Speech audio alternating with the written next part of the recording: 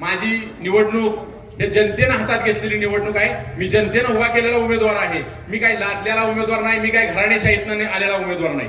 मी रस्त्यावरची लढाई आजही ह्याच्या अगोदरही लढत आलोय, शेवटपर्यंत लढत राहील आणि माझ्या शरीरातल्या शेवटच्या रक्ताच्या थेंबापर्यंत तुमच्या घामाचं दाम मिळवून दिल्याशिवाय मी कुठल्याही परिस्थितीत शांत बसणार. भावानं दुर्दैव वाटतं आज शेतकऱ्यांचं, की शेतकऱ्यांच्या मध्ये ज्या पद्धतीची लूट होते, प्रत्येक ठिकाणी लूट होते, त्याच पद्धतीचा संघर्ष आज कणेरच्या उजव्या कालव्याच्या मी तुम्हाला निमित्तानं सांगेन की जो माझा शब्द आहे, मी वचननाम्यामध्ये स्पष्टपणे सांगितलंय, कणेर उजव्या कालव्याच्या माध्यमातून जो कॅनल आहे तो गेली अनेक वर्ष आंबेवाडीपर्यंत चालू आहे.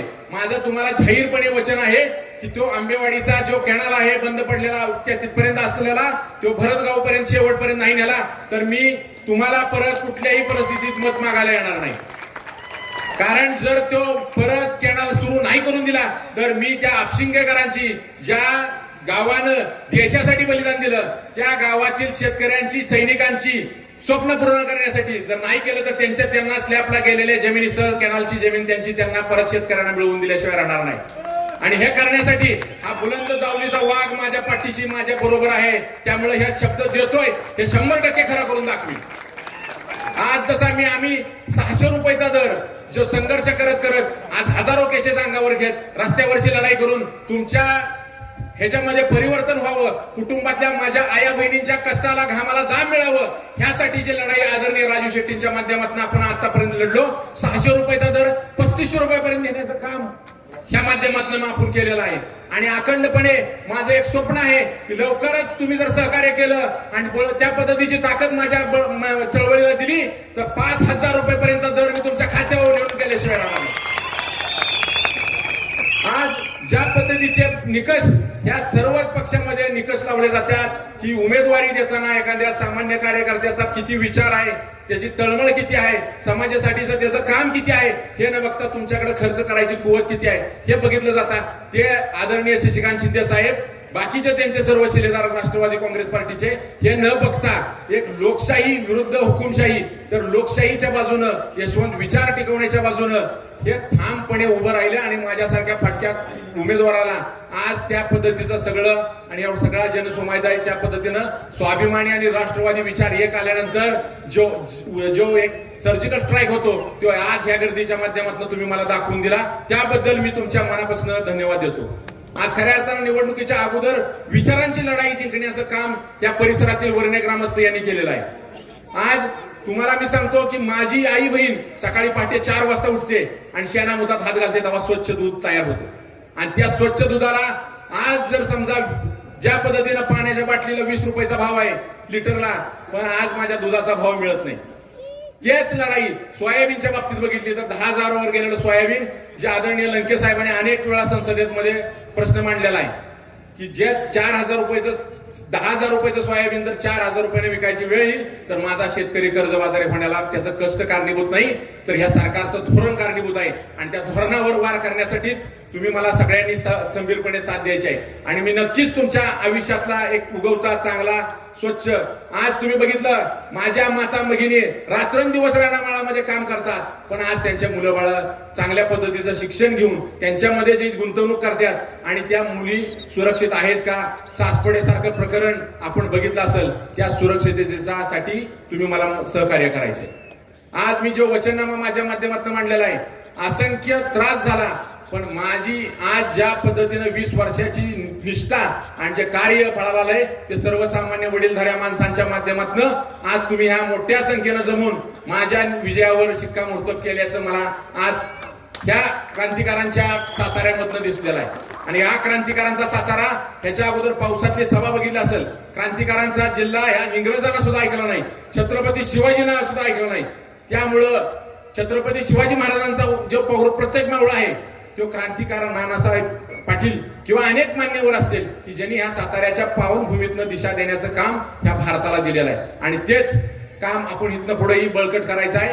आज बऱ्याच जणांच्या हे बाकीच्या कोण पैशाचा, कोण कशाचा, कोण कुठला उत्मात करल, पण भावानं तुम्हाला मी सांगतो आज टनाला 300 रुपये जास्त झाले तर प्रत्येक कुटुंबातला 100 टन ऊस तरी किमान जातो. 2 एकर जमीन तर प्रत्येकाला आहे. 2 एकर जमिनीत 100 टन जर ऊस जात असेल तर 300 रुपयाने 30,000 रुपये तुमच्या खात्यावर पोच करायचं काम ह्याच्या अगोदर, निवडणुकीच्या अगोदरच मी करणारा माणूस आहे.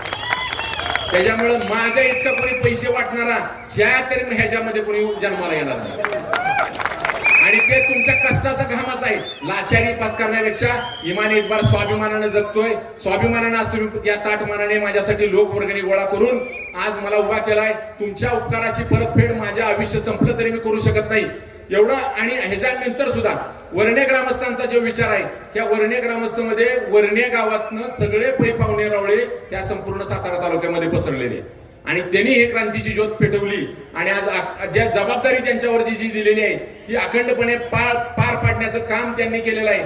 मी तुमच्या कुठल्याही विश्वासाला कुठेही तडा आजपर्यंत दिला नाही, तिथून पुढेही जाऊन देणार नाही. मी स्वातंत्र्य सैनिक अनंत तुकाराम शेळके यांच्या घरातला नातू आहे. माजी सैनिक सर्जेराव बाजीराव शेळके यांचा सुपुत्र आहे. माझं अख्खं खानदान देश सेवेसाठी मी समर्पित केलेल्या घरातनं कुटुंबातून आलेलो आहे. आणि मला काही कारणानं माझ्या देशाची सेवा करता आली नाही त्या तिथं जाऊन, म्हणून मी हे शेतकऱ्यांचा वसा स्वीकारला आहे. आदरणीय साहेबांनी माझ्या विश्वासाने जे पाठीवर थाप ठेवलेली आहे त्या विचारानं घड्याळाची गट्टी करून शिट्टी वाजवल्याशिवाय मी राहणार नाही. अनेकांच्या शिट्ट्या वाजवल्याशिवाय राहणार नाही.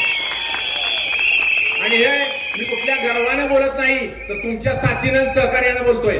मला ज्या शेतकऱ्यांनी आजपर्यंत या तळहाताच्या फोडाप्रमाणे जपलं त्याच पद्धतीचा विश्वास इथं घेऊन जातोय. आणि सर्व जाती धर्मातल्या माणसांचा जो अखंडपणे मला मिळालेला पाठिंबा आहे तो मी आयुष्यामध्ये कधीही विसरणार नाही. मला विशेष करून सर्व वर्णे जिल्हा परिषद गटातील सर्व शेतकरी बंधू, ज्येष्ठ नागरिक, तरुण युवक, माता भगिनी यांचाच सर्वांचं मी मनापासून आभार मानतो. आणि सर्वांना एक विनंती करतो की वर्णे जिल्हा परिषद गट हा 41,100 ह्याचा मतदारसंघ आहे. थोडंसं जागृत राहायचे. ग्रामीण भागामध्ये थोडंसं यांचा पहिलाच डाव आहे की काहीतरी 2 नंबर घोटाळा करायचा आणि निवडणुका जिंकून कुठेतरी फटांगड वाजवायचं. त्याला वाजवणारा सुद्धा कोणी येत नाही आणि काहीच वाजवणारा सुद्धा काही आनंद वाटत नाही. परंतु भावानं आपण अत्यंत चलाकपणे येणाऱ्या निवडणुकीमध्ये पोलिंग एजंट नेमताना प्रत्येक माणूस आपल्या गावातला आहे का, जर त्याचं मतदान ओळखपत्र जर बोगस असलं तर जागच्या जाग्यावर त्याला तुम्ही तुमच्या भाषेमध्ये उत्तर दिलं तरी आम्ही तुमच्या पाठीशी आहे. आणि दादागिरीचं तर काही विषयच बोलू नका. दादागिरी करणारे, सगळ्यांना शिकवणारे आम्ही सगळी माणसं तुमच्या बरोबर आहे. त्यामुळे दादागिरीला कुणाच्या दडपशाहीला भिण्याचं काम नाही. स्वाभिमान आणि राष्ट्रवाद हा दोन्ही एकत्र घेऊन ही क्रांतीची ज्योत ह्या वर्णे जिल्हा परिषद गटातनं अखंड भारताला दिशा देणारी निवडणूक त्या पद्धतीनं तुम्ही घ्यायचंय. आणि शिट्टी आणि घड्याळाच्या बरोबर घड्याळाला ताकद दिल्यामुळं शिट्टी वाजणार आहे. त्यामुळे घड्याळा सुद्धा विसरायचं नाही आणि शिट्टी वाजवायचं. एवढं बोलतो, थांबतो. जय हिंद, जय महाराष्ट्र, जय जवान.